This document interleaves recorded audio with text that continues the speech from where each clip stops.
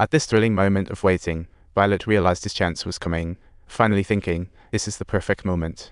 Violet clutched his seat, quickly dialing 911, but just as he tried to shout help, a sudden beeping filled his ears. The line was cut, and his hope for help vanished. Frustrated, he rushed to the front desk computer to report online. Suddenly, his phone buzzed with a message, "Don't move," leaving him feeling like falling into a black hole. Violet realized he was under multiple watchful eyes, like a reality show star, every tiny movement recorded.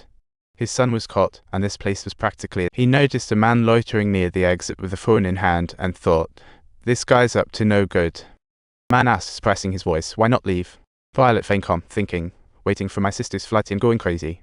Violet wasn't sure what the guy meant, so he left. A few steps away, his phone vibrated again. He turned around to see the guy on his phone again, thinking, what does this guy want? When he realized Henry was set to leave, Violet thought, Henry, don't go. This is no mere show, my son's life is on the line. He quickly grabbed Henry's hand. He confessed softly that he was feeling flustered tonight, and Henry responded with a soft gaze, agreeing to wait a little longer. Violet knew deep down, if Henry walked out, his son was done for.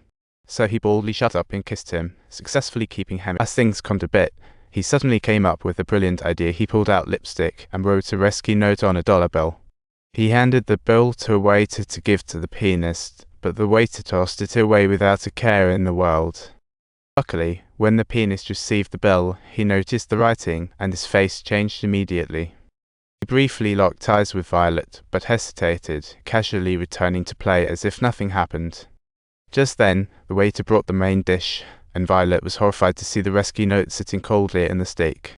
A message from the threat followed, "You've been warned.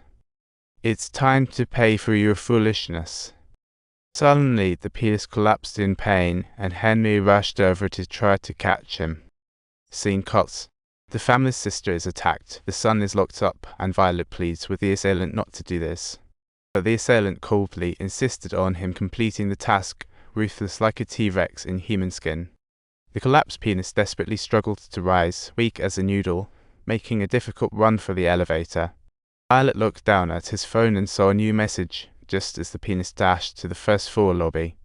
Immediately followed by another message, like a threatening note, "Your little son is the next target." Violet's indomitable spirit collapsed in an instant, preparing to follow the assailant's instructions.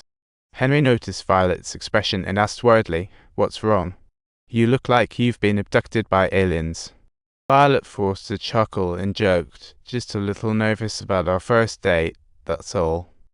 But Henry was sharp. Sensing Violet's thoughts and bluntly asked, "Is there something from 3 days ago bothering you?"